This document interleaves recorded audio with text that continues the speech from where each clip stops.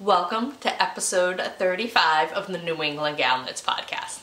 I am Janet, and you can find me on Instagram at the New England Gal.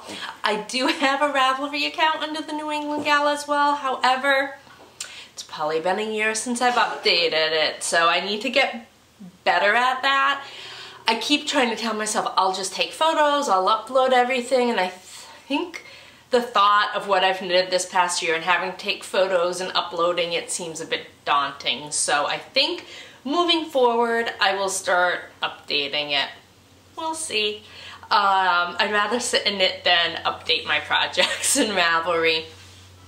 Anyways, welcome back to any returning viewers, and thank you so much for all of the kind comments you left. I am so glad to be back and talking with you guys. I have missed this. And then for the new viewers, welcome. I hope you enjoy the podcast. I am not currently wearing anything knit. This morning I have been cooking and baking and just working with the oven on all morning in the kitchen, getting things meal prepped for the week. So I am extremely warm right now. We haven't even had to turn on the heat. The oven has heated our house sufficiently. So t-shirt it is, and then I have to go back to cooking and baking. I'm making English muffins for the week, so that's what I'll be doing after I podcast.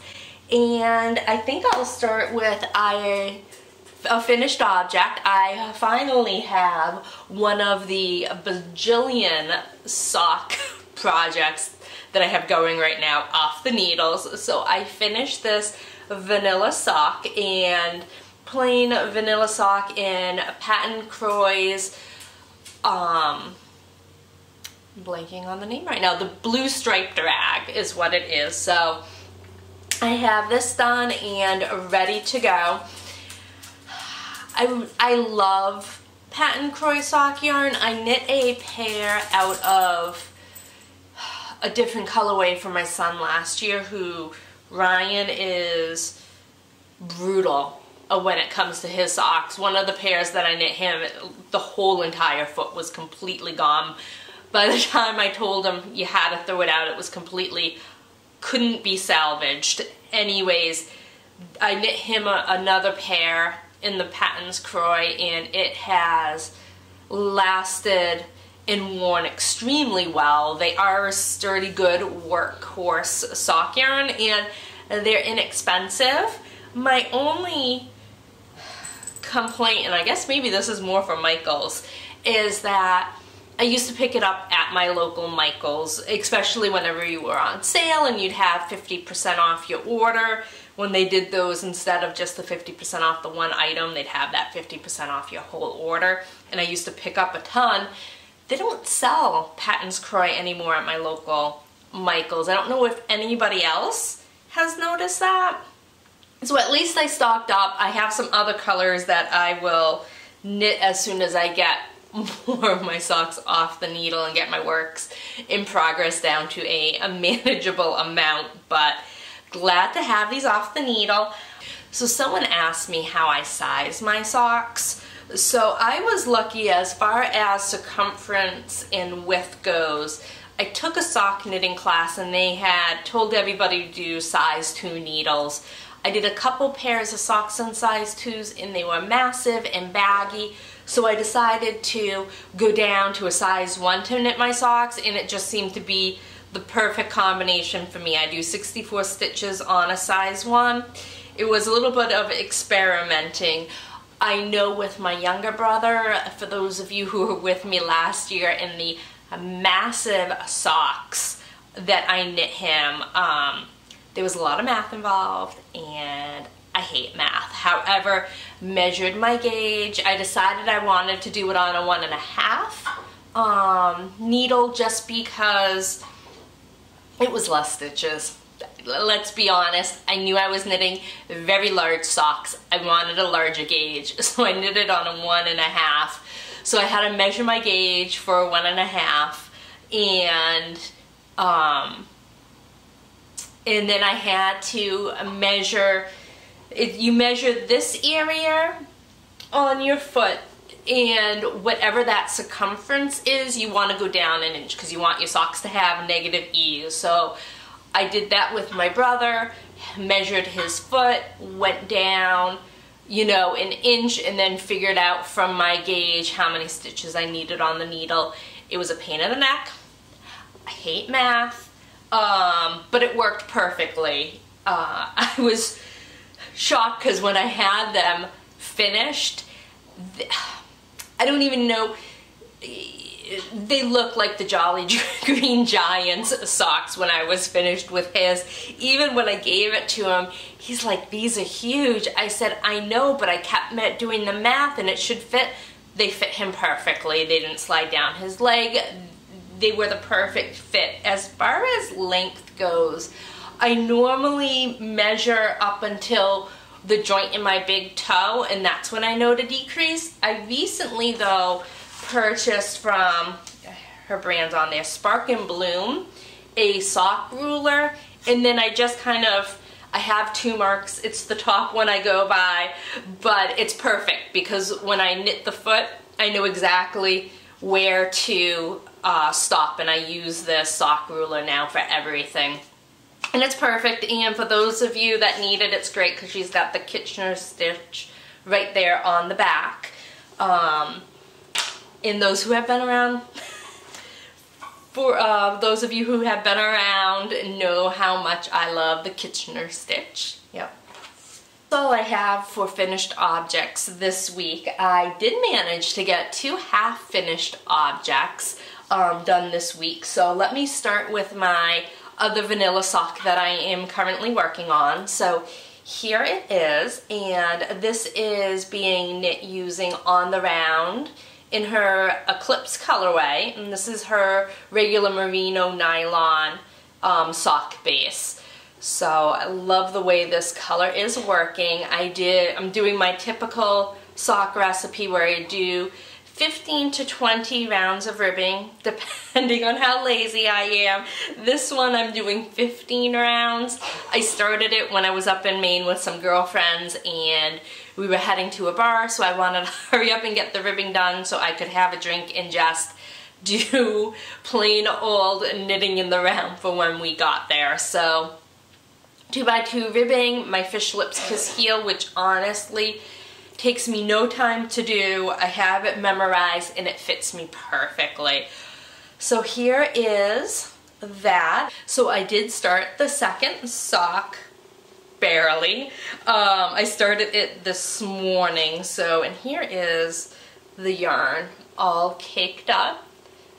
I love this color. It reminds me of the Maine, I know it's called Eclipse, but it reminds me of the Maine water, the ocean in the wintertime, how it's blue and gray. It's very, very moody. I love it. So here's what I have. I've got about 4 rows of ribbing done on this. I just cast it on when I was waiting for my oldest son this morning, picking him up from camping. So that's about all I've accomplished. I'm hoping to get the rest of the ribbing done before work tomorrow, just so that I can be ready to just knit around again and don't have to think about anything while I'm at work. So as for my second half finished object, this is honestly, I think, one of my favorite pairs of socks I have ever knit. I'm so in love with this pattern.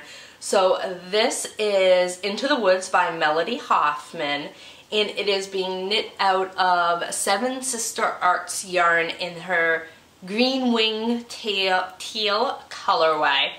I love the depths in all of the different shades of green, and I just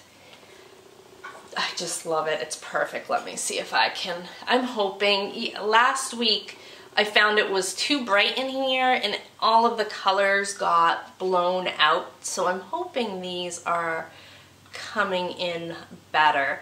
But I have the second sock started on that, so, and I'm almost done the leg on it, and I'm getting ready for the heel. So here is what I have. I started this, Steve and I went out to Boston yesterday to spend the day, and I worked on this in the car and got quite a bit done. So I'm going right along. I'm hoping in a week I can have this right off the needles as well. The pattern is so much fun, and this yarn I picked up, I mentioned last week, in Portland, and it reminded me there are a lot of evergreen trees and woods up in Maine, and I just saw the pattern and the yarn, and to me it's just the perfect combination. So that is all of the socks that I worked on this week. I'm moving right along, hopefully get these 2 socks off shortly so I can pull out one of my other sock whips and get working on those. I did put a little bit of dent in my Stillwater cardigan, so here it is. So I have one sleeve done, and I have started the second sleeve. And again, this is the Stillwater cardigan by Marie Green, and it has faux cables down the side. So I have one sleeve completed. It calls for a 3/4 length sleeve. However, when it comes to the thicker wools, because this is being knit out of Brooklyn Tweed Shelter, and it's the Hayloft colorway. But with the worsted sweaters I've been knitting, I really like having the extra long sleeve. So it comes to probably about right here down my hand, which is just perfect. So I've got a few inches done on the second sleeve, and then I just have to pick up for the neckline, button band. That would be the proper term for it. Just have to pick up for the button band, and then that'll be done. I'm really enjoying this, and I have to hurry up and get it done because I don't want to show, I don't want to show too much of the thing, but my dog is eating my pattern pages. So before he decides he needs more fiber and eats the whole page on me, I'm trying to get it finished before I need to print out a new copy of the pattern. He's giving me the evil eye over here. Every time I say my dog or Lego, the head flips straight at me like, what is she saying about me now? So that's what I've been working on this week, which I feel like I've accomplished quite a bit this week, more than I normally do. So I'm very, very excited about that, and I'm hoping that this coming week will be just as productive as last week. Fingers crossed. So I did want to show you some yarn that I had just purchased, and I know I said I wasn't going to buy any more yarn. However, it's so special, and when I had the opportunity to purchase it, I jumped right on it. I'm not going to try saying the name of the company. I'm going to put it right here because I will demolish it. Anyways, I was able to pick up 4 skeins. Look at this beautiful yarn, which is enough for a sweater's quantity, and it is Swedish sheep yarn. It is similar to Plötlopi, I'm hoping I said that right, where it's unspun yarn, and I'll have to put the colorway below it. It looked like Bumblebee, that's sticking out in my mind, but not quite. But I don't know how well you can see the depth of color on this, but it's beautiful yellows and browns, and it is just, it's softer too than Plötlopi. It smells, I love the smell of sheep. It smells like sheep. It's so, I wish they made a car air freshener. My husband would never use my car again, but it smells so good to me. So anyways, I picked up 4 of those, and then she actually threw this extra into the package, this beautiful delicate pink, which is so pretty, and I think it goes pretty well together that I may throw it into a Colorwork sweater. So I'm still kind of looking. There's one by the Feather and can't remember which one by Jennifer Steingass. I don't know if it's Fern and Feather or Feather and Fern's one I'm looking at, as well as, I'm blanking on the other one right now. But anyways, I'm thinking another one of Jennifer Steingass's sweater because I absolutely love the one I'm working on, and as soon as I am done the Stillwater, I am going to get right back on that sweater so I can finish that up and have it for the winter. So I just wanted, it's so beautiful, just wanted to share this with you. I love, her colors are gorgeous, and I'm so happy to have it, and it's so special, and it smells so good. I'm so strange because I love the smell of the farms. There is nothing better when I'm up at my brother's and I walk out in the morning and I hear the roosters crowing and I've got that barn smell. I know there are probably some people thinking I'm absolutely disgusting right now, but there's just something I love about that so much. So there was something else I wanted to share with you. I have been the very lucky recipient of a Cricut maker. My brother and brother-in-law are the most wonderful people in the world. I was having a bad week, and I had just come back from their house. They had a Cricut, so I got to make some t-shirts and play around with it, and I loved it, but kind of out of my price range. I was having a really bad week, and all of a sudden on my doorstep was a Cricut maker. So I've been playing around a lot with that. But this year, I'm not doing an advent calendar this year. I didn't do one last year. I would love to do an advent calendar, a yarn advent calendar. I just can't justify the money during the holidays when we host, in the amount of money we spend on food. We've got two little boys. They're 14 and 12. They are not little at all. But swear, now that they're not little, the prices of the gifts and what they want have escalated quite a bit compared to when you could pick them up a tiny little box and they're happy with playing with a box or a block. But so anyways, I'm not going to do a yarn calendar, so I decided I'm going to make myself one. So with the Cricut maker, I am making these little, I have all the pieces, I have to assemble them, but I am making pillow boxes. So, and they're each going to be numbered, and I am going to, I haven't decided if I want to purchase undyed yarn, dye it, and then put them in here, and make something with my own dyed yarn, or if I want to just take all of the scrap sock yarns that I have, wind them into balls, and stick them in here for each day. I'm leaning towards dyeing the yarn myself because I was scrolling through Instagram. I don't get onto Ravelry too much. The only time I go on to Ravelry is if I'm looking for a specific pattern, or I was on Instagram and saw a specific pattern and decided I need that.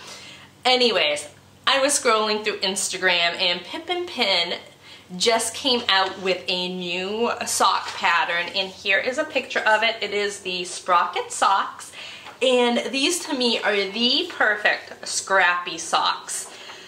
So I'm thinking I'm going to pick up undyed yarn, dye it so that the socks are the colors that I want, and do that for Advent instead. At least that's what I'm thinking. A lot of the times I have these great plans and there's never any follow-up, but I have all the boxes cut out. I just need to assemble them, and then I have the pattern picked out, so it's just figuring out what I want to do about the yarn. And that's basically it for all of the knitting. My husband and I, like I said, Steve and I went to Boston yesterday. There was a Christmas market in Boston at the World Trade Center, and we went.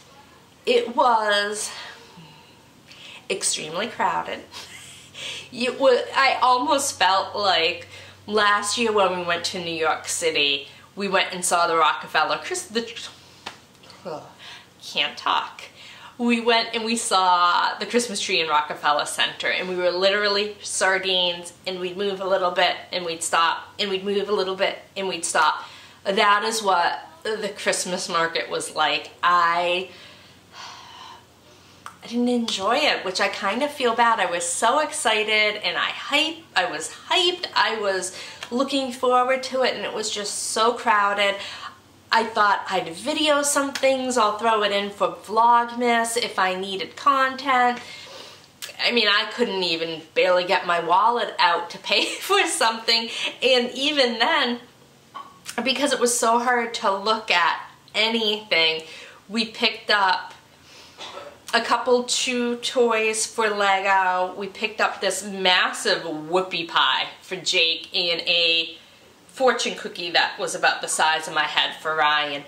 And that was it. We had probably spent only an hour and a half in the Christmas market, and then we walked along the Seaport in Boston. I had never been to that section before, so we hit a couple stores, and then we're like, oh, let's just find a place to have a glass of wine, because we had reservations at Pink Taco for Mexican food. So we're like, well, let's just find a place, have a glass of wine, relax, talk, catch up. I think I've mentioned before that Steve works 14 hours a day. So during the week, I'm working, 45-hour work week. So during the week, I'm taking care of the kids and I'm working, and by the time he gets home, I'm asleep, and when he leaves, I'm asleep. Someday our schedules might actually match, but I'm asleep when he's home, so we just like to just sit and talk and relax and enjoy each other's company. So we're like, let's just find somewhere to grab a drink. Every single restaurant there was closed, and I don't know if they opened for dinner, but you would think on a Saturday afternoon they'd open by 1.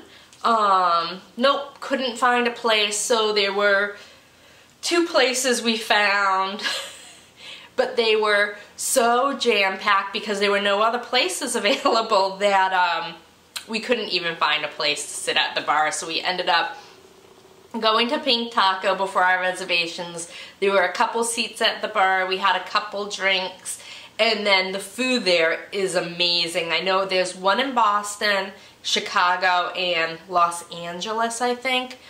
The food, it's fresh Mexican food. It was delicious. So we had more fun having the meal than actually going to the Christmas market, which was kind of sad, but what are you gonna do? So that's what we did this weekend. Next weekend, I think we're planning on a quick trip to New York City. We haven't decided. I'd like to check out Dumbo, Brooklyn. We've never been there, so I'd like to check it out. I just don't know if there's going to be anything that is going to entertain a 14-year-old and a 12-year-old. If anybody's familiar with Brooklyn and have any suggestions, that would be great. But I think we're definitely going to New York City. I just don't know what we're doing. So there probably won't be a podcast next week if we're spending the whole day in New York.